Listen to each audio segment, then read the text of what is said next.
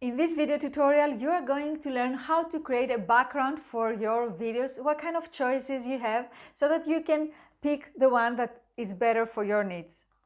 Now, our background is very important in a video because it does give out non-verbal information about who we are. For example, if this office was a mess, what kind of information would that give to you about me as a speaker? Let's see the options we have. First option is to use a virtual background in our videos.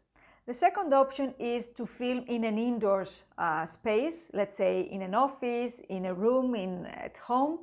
And the third option is to film outside, in a garden, in a parking lot even, or just a beach or a forest. Let's look at these options one by one. Virtual backgrounds. Maybe you are familiar with these backgrounds. These are the ones we have been using in video conferencing applications such as Zoom and Teams. And it's a convenient way of hiding whatever is happening behind you just by using a virtual background. There are many different options when it comes to choosing what kind of background is better for you. You can use a virtual library, a virtual working space, virtual bricks, virtual flowers. It's endless. Now, what we really need to pay attention to as professionals is to choose backgrounds that really match our content. So if I'm talking about a very serious business topic, it's better not to have a beach and palm trees behind me, right? So have a professional look by using the right background.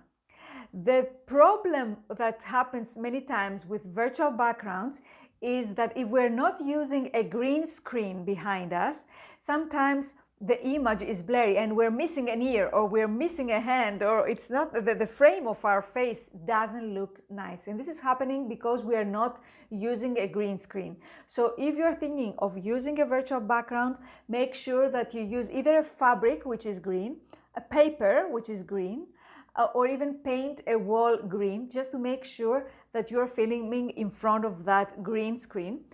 Although virtual backgrounds are very easy to use and you don't need to think of the space that you're going to be filming, personally, I prefer real backgrounds, natural settings, because they do give some information about our personality as well.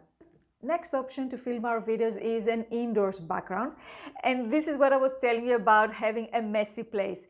If this is your place and you're not thinking of tidying it up, it's better not to film a video here because it's so noisy that people will get distracted. Instead of hearing and listening and watching you, their eye will be all over the place trying to figure out what is happening around you.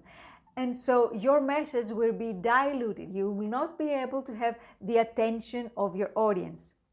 Look at the first photo and then look at this photo, how much difference and what kind of vibe it really transmits to the audience. A tidy, stylish place, then you really can focus on the speaker. So make sure to use whatever you have available at home. It can be a bookshelf, or it can even be just standing in front of a wall, either a white wall or a darker wall. That also looks very nice. Just if you choose the option of having your video recording in front of a wall, make sure that your clothes stand out. So don't wear a white shirt in front of a white wall or a black shirt in front of the black wall. We do want you to stand out from the wall, so pick up brighter colors. And your third option is an outdoors background. It can be really anywhere. If you have a very nice garden or you have some plants that you can use as a background, it really looks very nice.